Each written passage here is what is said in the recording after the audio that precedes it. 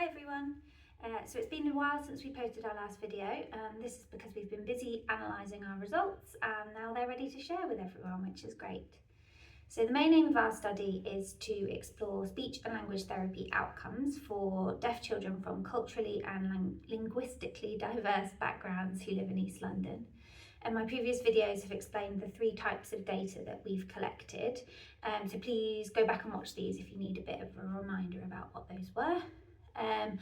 We won't go through all of the results, but we thought it would be useful to share a few of the main findings. So from the 103 children that we focused on, we found that 97% of these children were from an ethnic minority background. Most of these children were Bengali. 49% of children lived in an area of poverty. 95% accessed another language apart from English at home, and this was mostly Sylheti. 60% of families had accessed support to learn sign language before their child was 5 years old, which is really great. 39% of children who were between 0 and 5 years old, and 72% of children aged between 5 and 16 years old had a severe or a profound level of deafness. 34% of children had a progressive deafness, which means that their level of deafness dropped over time. 55% of children had another need in addition to their deafness, and 37% of children had a deaf parent or a deaf brother or sister. So these results are really interesting and show how diverse this group of deaf children are. And there's more diversity in this group than there is in the rest of East London, and more diversity compared to the rest of deaf children who live in the UK. So we then looked at speech and language therapy assessment scores, and they showed a really wide variation in the children's understanding and use of language.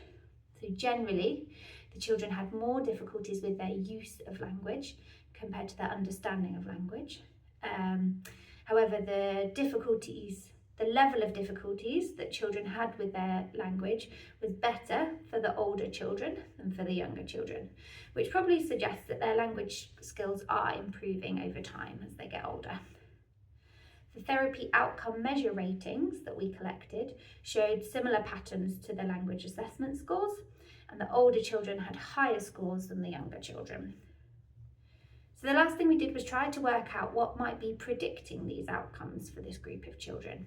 So we focused on 10 areas, and we ran some statistical analyses to try and work this out. And so the top 3 areas that we found that made the most impact on a child's language outcomes were how well they used their hearing devices, was number 1. Whether they accessed BSL before they started school, so that was the second one. And whether they had another need in addition to their deafness. So they were the top 3. And the other areas that influenced some areas of language were whether they had a progressive deafness and their level of kind of deprivation that they lived in, their level of poverty. And so these areas were really useful for us to discover, as we could then make sure that we're focusing on these when we support the families that we work with. As we know that these areas are having the greatest impact on the children's language development. So we've already presented these results to some of the parents and the professionals that we work with, and we've also presented at some conferences to share the findings with other researchers who work in deafness. So the next stage is to write these up to be published as a research paper.